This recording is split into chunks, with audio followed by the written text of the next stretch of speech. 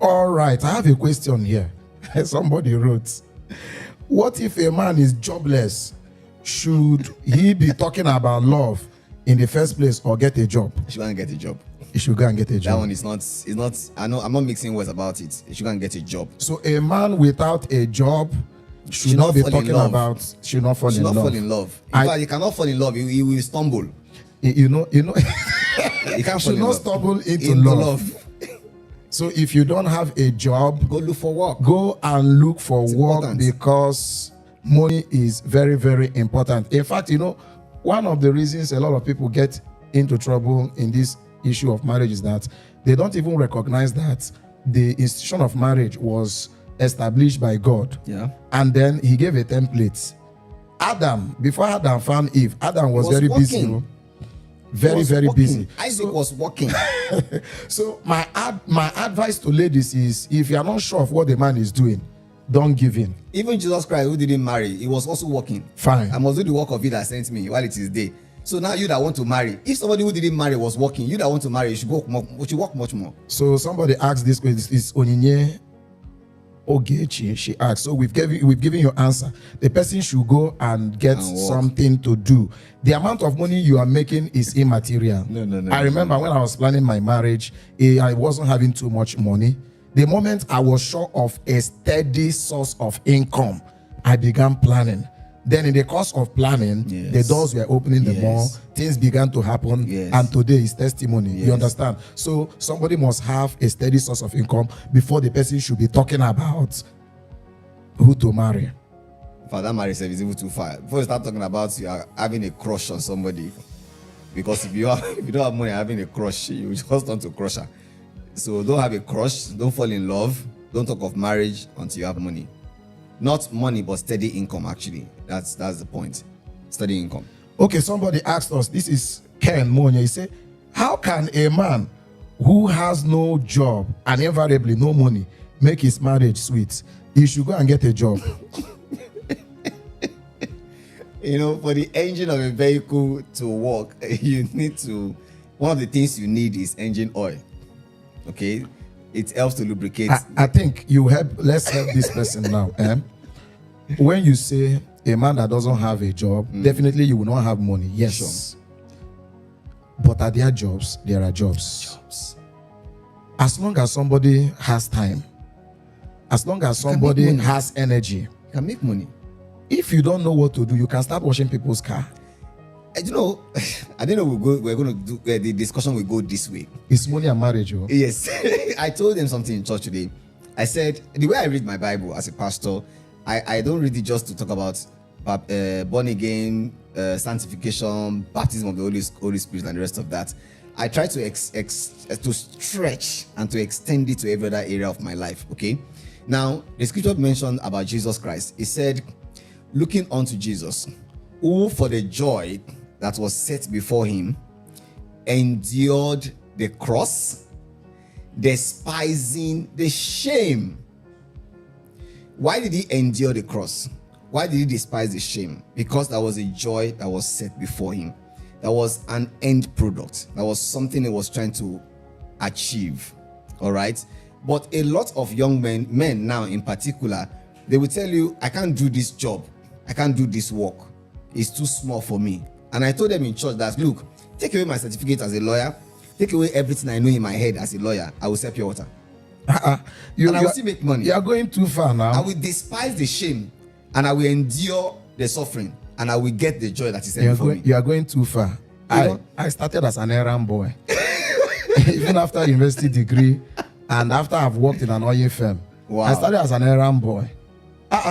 You know, people are ashamed to do legitimate stuff, but they are not ashamed to beg for money. No, not at all. You know, it doesn't sound. No. So my advice is, you have time, look for somebody. Convert your time to money. Yes, convert your time to money. Look for somebody that you can do something for. Even if the person is not paying you very well, sure, at least you are doing something. Yes. That is giving you opportunity to showcase the value you have inside of you. Perhaps you begin to own what do they call it? Where they wash car wash. Car wash. From washing people's car, you can own a car wash. Value again. From cooking people's food, you can own a restaurant. Yes. If you know how to cook, you have value. You know, cooking.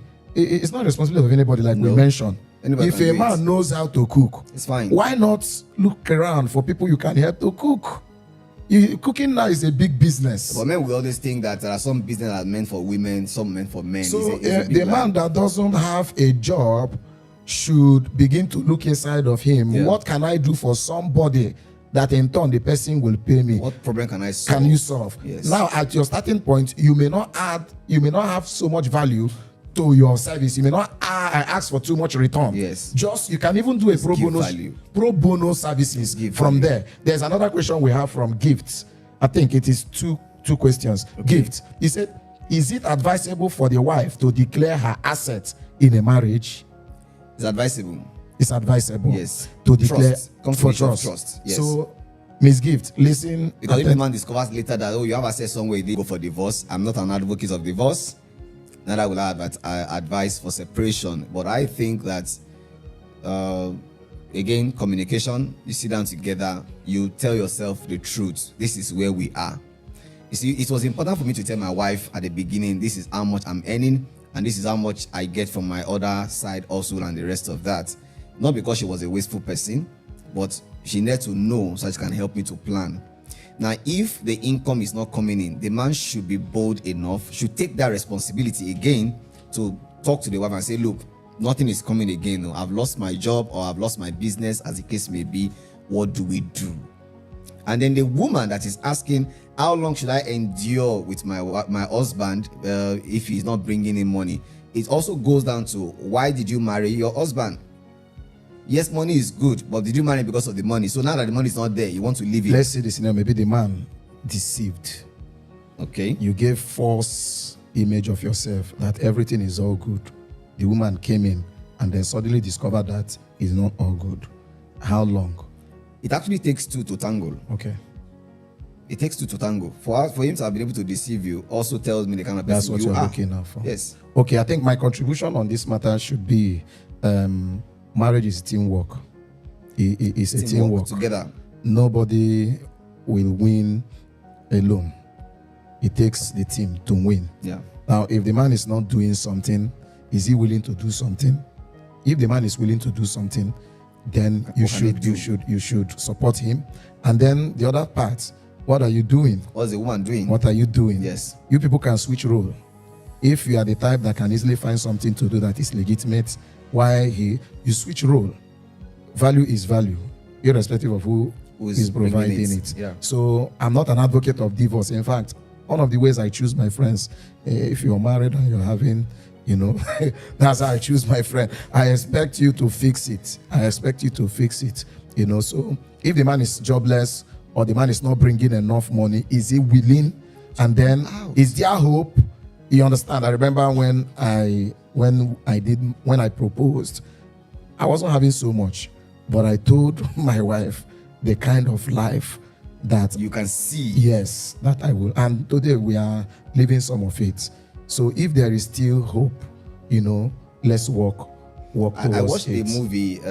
What's the title again? Daddy's Daycare. Eddie Murphy was the main act in the movie. The wife happened to be a lawyer, but as at that time, she was the one taking care of their only son in their house.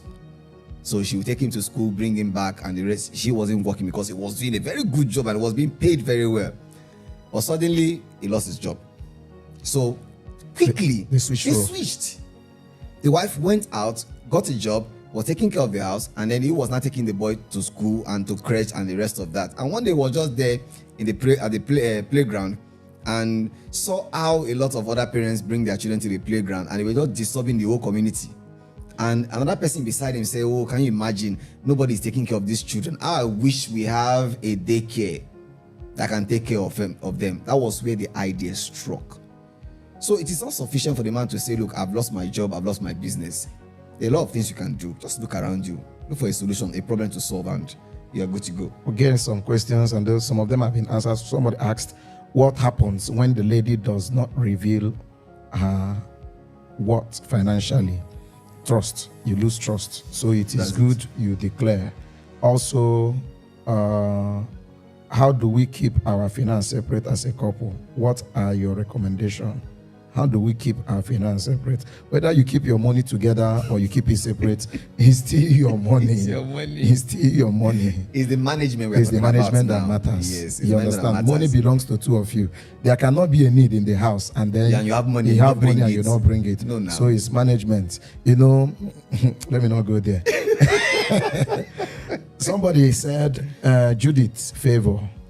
He said, "What do you have to say concerning some men that hide under the auspices of being called into ministry and becomes jobless, leaving their wives to their fate?" I'm sure that person was targeting me because I'm called into ministry. I know you now. You are doing a lot of things now. But then I'm called into ministry, but at the same time, I came to realize that ministry also needs finance. Okay, and the level at which my wife's business is now, it cannot sustain the finance that is needed by the ministry. So what do? That is why I went into book writing. I still practice as a lawyer. I still go to court.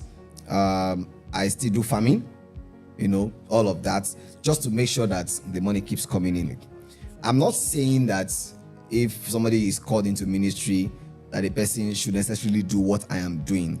But I believe strongly that when God gives a vision, He will also make a provision for it. So if there is no provision for the vision that you say you have, then you need to go back and ask the God who gave the vision, "Sir, Alpha, is it you?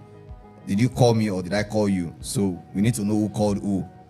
But there shouldn't be any hiding under the auspices of "I have a calling," to now begin to exhibit laziness.